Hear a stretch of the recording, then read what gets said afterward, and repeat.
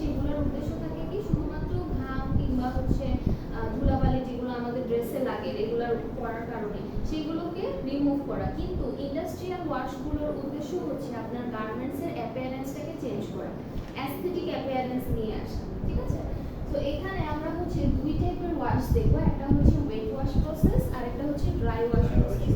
Wait wash process যেটা আছে সেটা হচ্ছে ট্রেডিশনাল প্রসেস, যেখানে ওয়াটারের পরিমাণ আপনার ইউজ হবে কত 70 থেকে 100 লিটার পর্যন্ত। ঠিক আছে, মানে হিউজ অ্যামাউন্টের ওয়াটার আমাদের এখানে ইউজ করা হবে। তো এখানে আমাদের হচ্ছে বিভিন্ন ধরনের কেমিক্যালস থাকবে, অক্সিলারিজ থাকবে। অক্সিলারিজ গুলো কি কি? অক্সিলারি গুলো হচ্ছে অক্সিলারি কেমিক্যাল বলতে আমরা অ্যাকচুয়ালি কি বুঝি? যখন আমরা ওয়েট প্রসেস পড়াশোনা করেছি তখন আপনারা পড়ছেন না যে কেমিক্যালস আর হচ্ছে অক্সিলারি কেমিক্যালস। অক্সিলারি কেমিক্যাল গুলো অ্যাকচুয়ালি কি করে? প্রসেসটাকে স্মুদার করে, তাই না? ধরেন হচ্ছে আপনি যে ডাইং করেন, ডাইং করার সময় আপনার মেইন কেমিক্যাল কি থাকে? Die staff.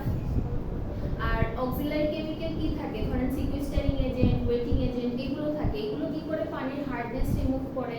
তারপর লেভেলিং এজেন্ট, এগুলো অ্যাকচুয়ালি কি করে? ডাইং প্রসেসটাকে সহজ করে, তাই না? যাতে ডাইয়ের অ্যাবজর্বেন্সি ভালো হয় এবং আমাদের রেজাল্ট ভালো আসে। ঠিক আছে, তো এখানে ওয়াশের ক্ষেত্রে আমাদের মেইন কেমিক্যাল থাকবে ধরেন ডিটারজেন্ট, সফটেনার কিংবা হচ্ছে ব্লিচিং এজেন্ট।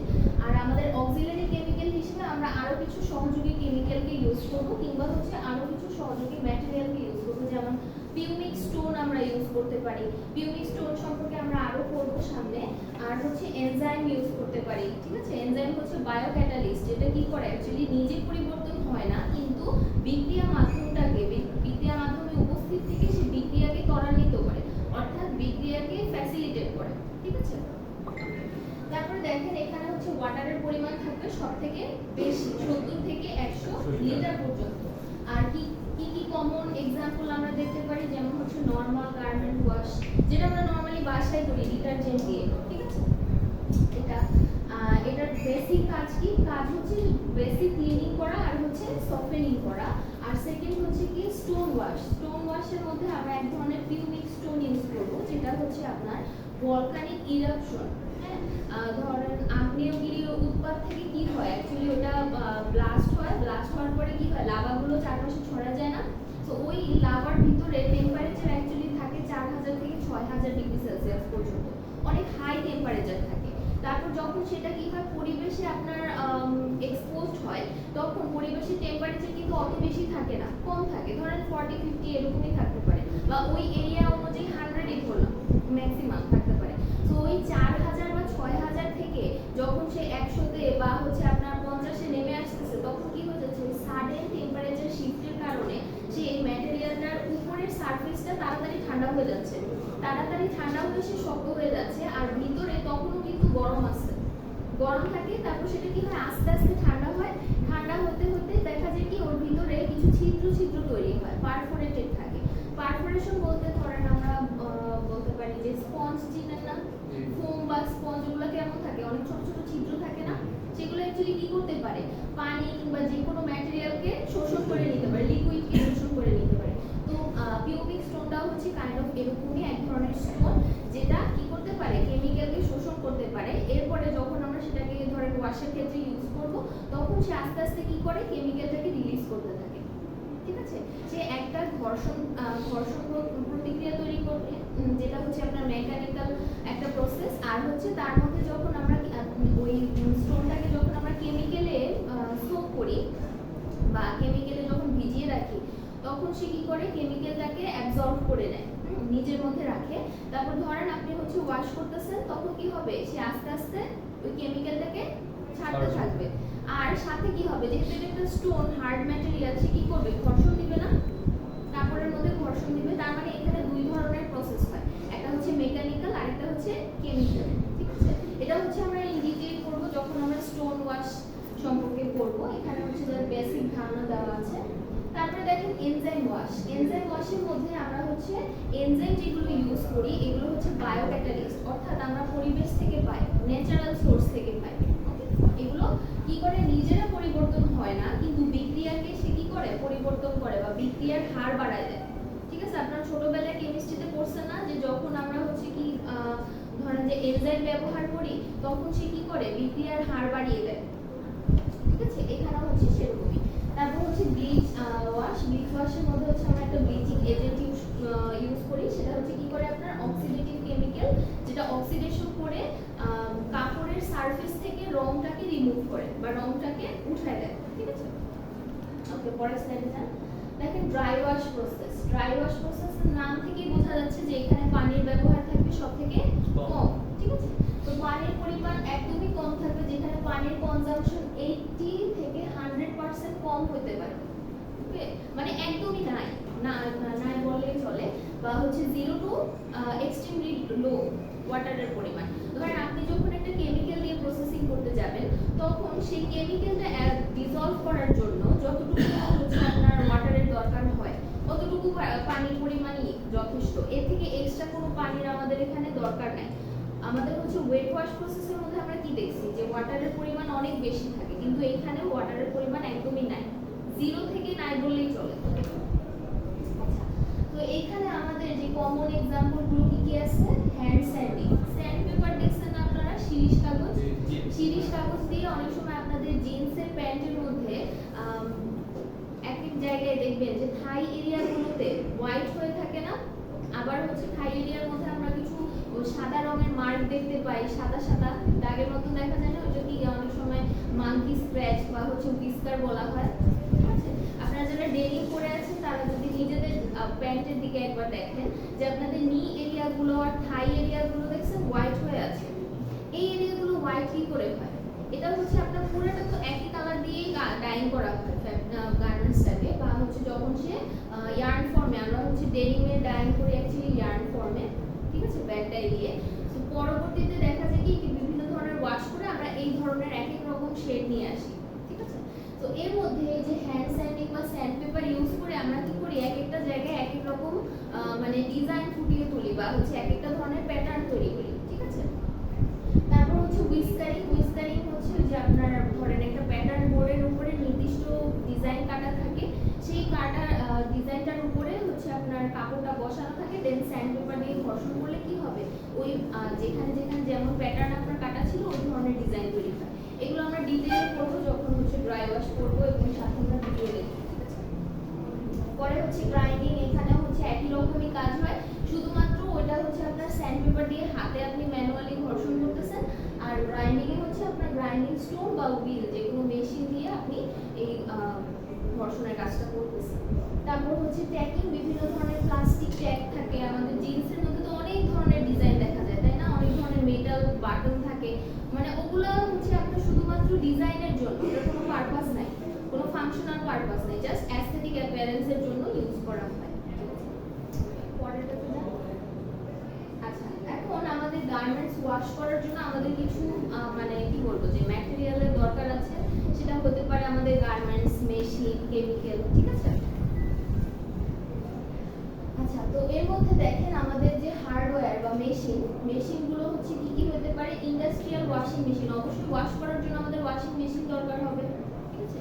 ইন্ডাস্ট্রিয়াল ওয়াশিং মেশিনগুলো কেমন হয়, এগুলো হচ্ছে হাই স্পিডে চলে, রোটেশনাল, অর্থাৎ হচ্ছে আপনার এই দেখেন এই মেশিনটা দেখতে কিরকম সিলিন্ড্রিক্যাল না, এটার ভিতরে দুই ধরনের সিলিন্ডার বা হচ্ছে দুই ধরনের চেম্বার থাকে, ভিতরের চেম্বারটা পারফোরেটেড অর্থাৎ ছিদ্র থাকে। আপনারা যারা ফ্যাক্টরিতে চাকরি করেন তাদের যদি সুযোগ হয় যে ইন্ডাস্ট্রিয়াল গার্মেন্টস ওয়াশিং মেশিন দেখার, তারা হচ্ছে একবার গিয়ে দেখে আসবেন, ঠিক আছে, মেশিনগুলো দেখতে কেমন হয়।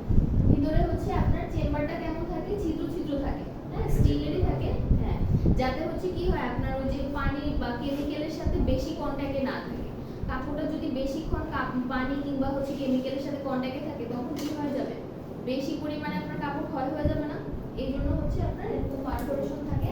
আর এখানে বিভিন্ন ধরনের পাইপলাইনের ব্যবস্থা থাকে, যেটা দিয়ে আপনার ওয়াটার সাপ্লাই থাকে, আবার হচ্ছে যখন আপনার ওয়াশ করা শেষ সেই পানিটাকে ফেলে দেওয়ার জন্য একটা সাপ্লাই লাইন থাকে, আবার হচ্ছে এখানে আপনি ছোট ছোট চেম্বারের মধ্যে থাকে যেগুলোর মধ্যে কেমিক্যাল কিংবা ডিটারজেন্ট ইনপুট দিতে পারেন, ঠিক আছে,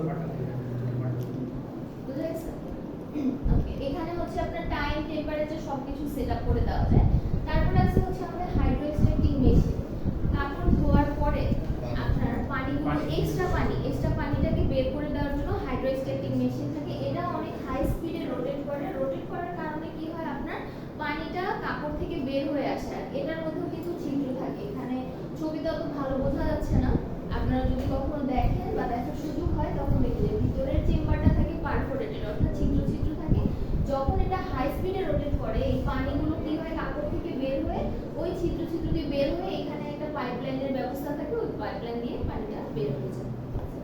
তারপর হচ্ছে ড্রায়ার। ড্রায়ার গুলো হচ্ছে আমরা কেন ইউজ করব? কাপড়কে শুকানোর জন্য, ঠিক আছে, ওয়াশ করার পরে শুকানোর জন্য ইউজ করব। এটা দুই ধরনের হতে পারে, একটা হচ্ছে গ্যাস আর একটা স্টিম। গ্যাস ড্রায়ার অথবা স্টিম ড্রায়ার হতে পারে। স্টিম ড্রায়ার বেশি ইউজ করা হয়।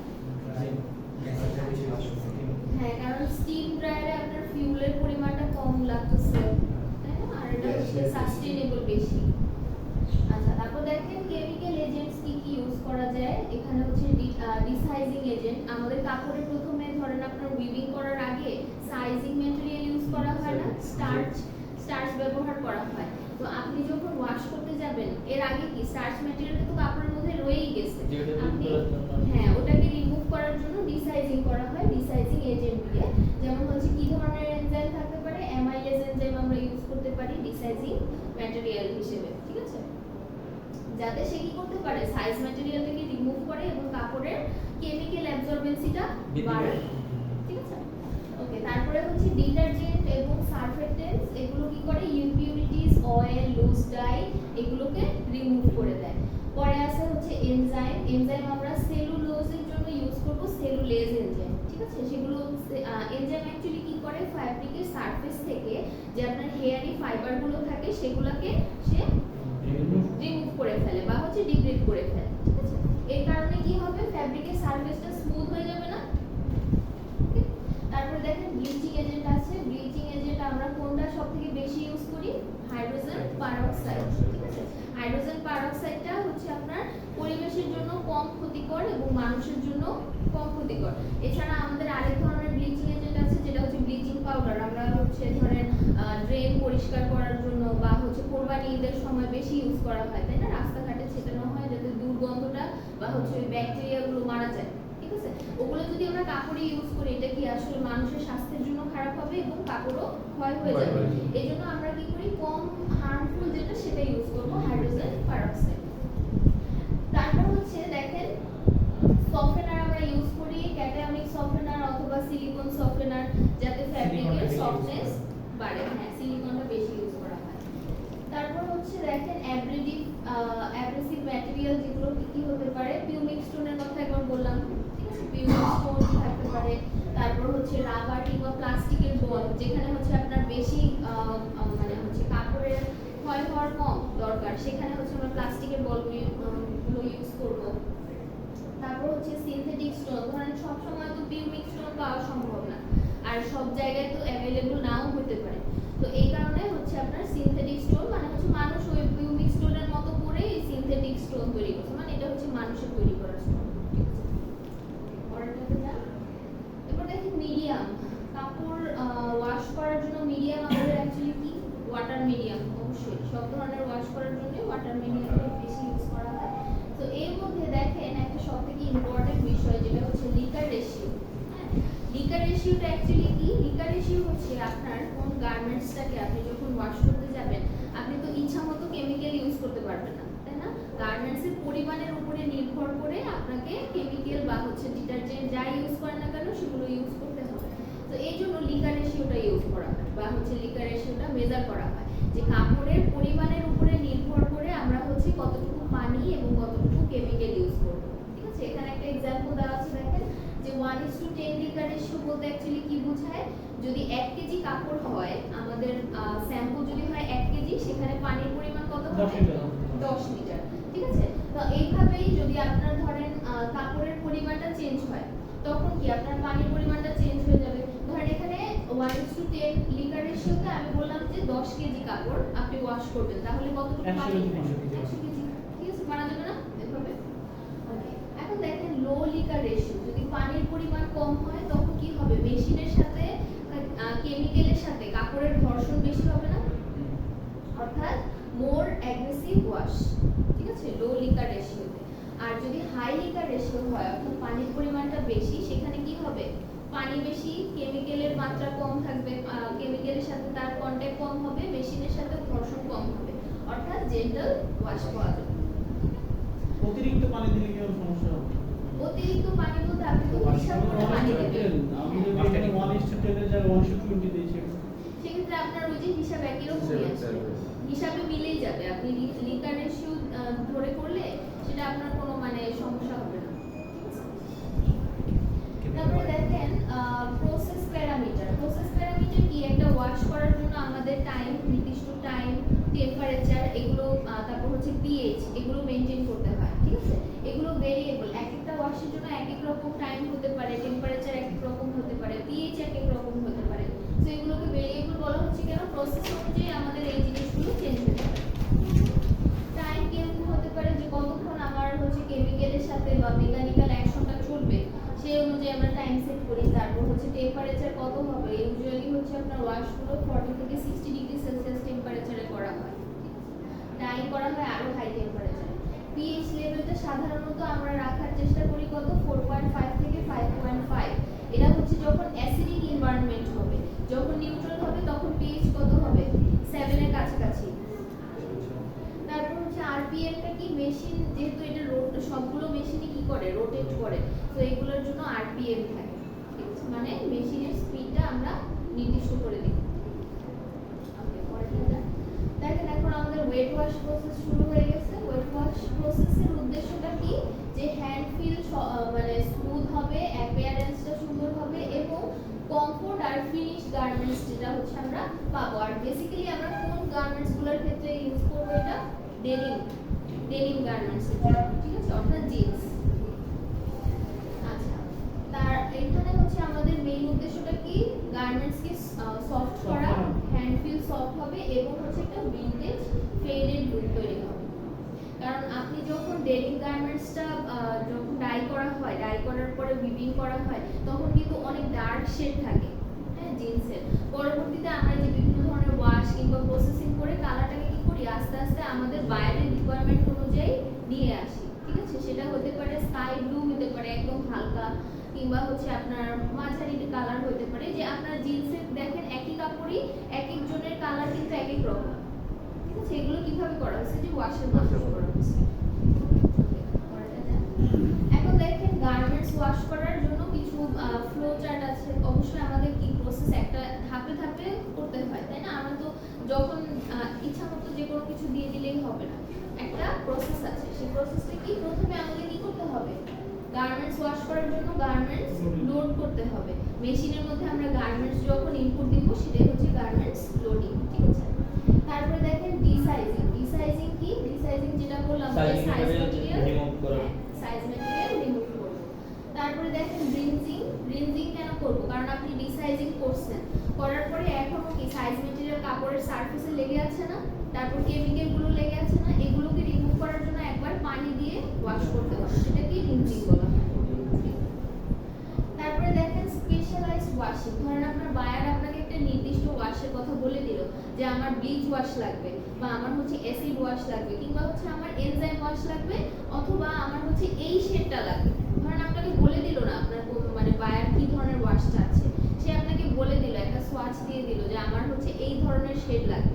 এখন আপনি যেখানে চাকরি করতেছেন আপনি অবশ্যই জানবেন যে এই শেডটা আনার জন্য আপনাকে কোন প্রসেসটা ফলো করতে হবে।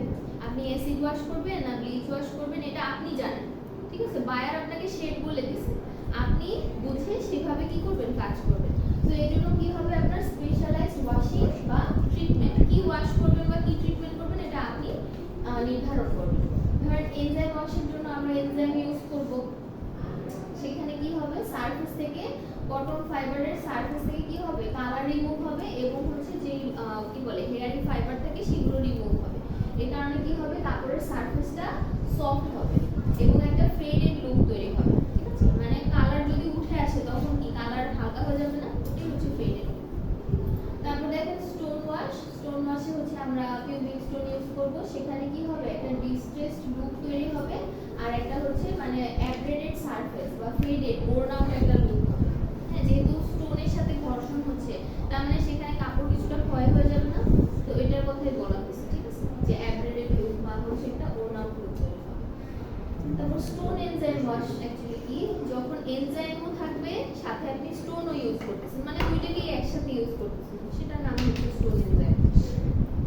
তারপর হচ্ছে ব্লিচিং, ব্লিচিং এজেন্ট ইউজ করা হয়, যেমন অনেক সময় আমরা ইউজ করি কি পটাশিয়াম বা ম্যাঙ্গানেট, ঠিক আছে? ঠিক আছে। পরে দেখেন এই যে আপনি কেমিক্যাল গুলো যে ইউজ করছেন, এখন কি কাপড়ের পিএইচ নিউট্রাল আছে? নাই। এগুলোকে কি করতে হবে? নিউট্রাল অবস্থায় আনতে হবে না, এর জন্য কি করতে হয়? নিউট্রালাইজেশন করতে হয়, ঠিক আছে? কারণ হচ্ছে কাপড় আপনি যখন ওয়াশ করলেন, একটা নির্দিষ্ট ওয়াশ করার পরে দেখা গেল সেটার পিএইচ আপনার কি হলো, অ্যাসিডিক হয়ে গেল বা বেসিক হয়ে গেল, তো এটা এই ধরনের কাপড় কি হতে থাকবে? প্রতিনিয়ত ক্ষয় হতে থাকবে না, কেমিক্যালের রিঅ্যাকশন, মানে ওর মধ্যে এখনো কেমিক্যালটা আছে, নিউট্রাল করা হয় নাই। এই জন্য কি করতে হবে? কাপড় যাতে ক্ষয় না হয়ে যায়, এই জন্য আমাদের নিউট্রালাইজেশনটা করা লাগে। তারপরে দেখেন রিনজিং, রিনজিং আবার রিনজ কেন করব? কেমিক্যাল যা যা ছিল ওগুলা সম্পূর্ণ রিমুভ করার জন্য। এরপরে কি করব? সফটেনিং, সফটেনিং কেন করা হয়? কাপড়ের সফটনেস বাড়ানোর জন্য।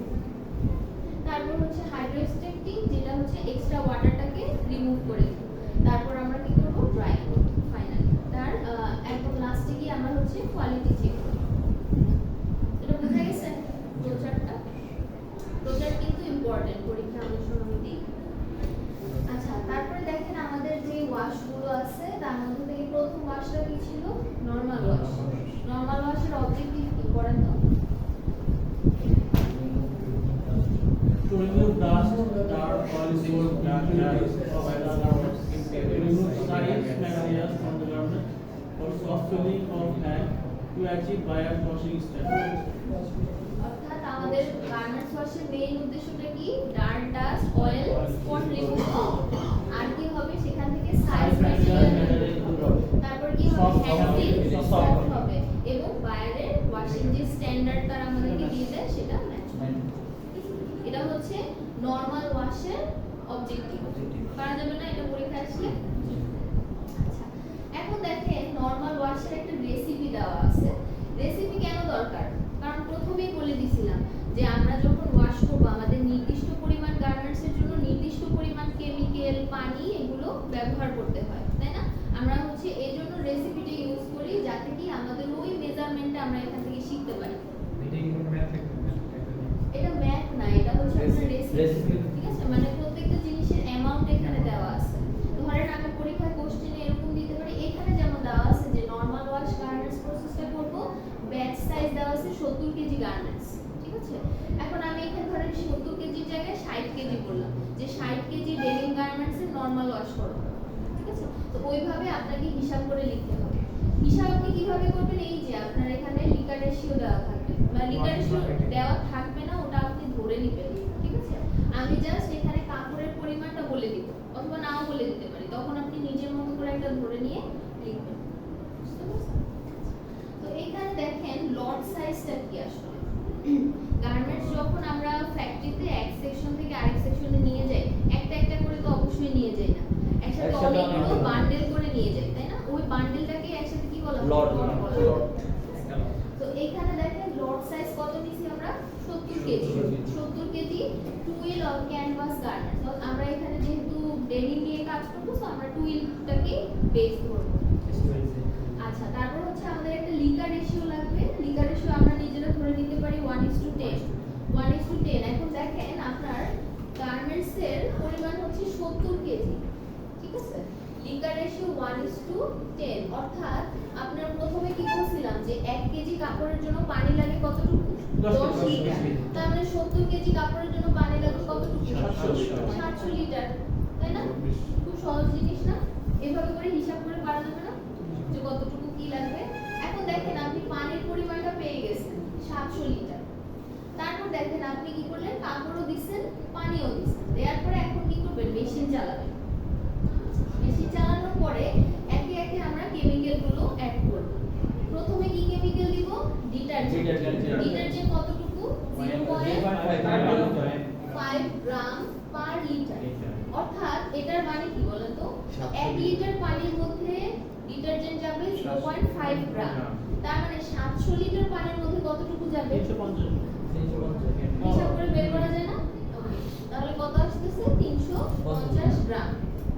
350 গ্রামটা কত লিটারের মধ্যে?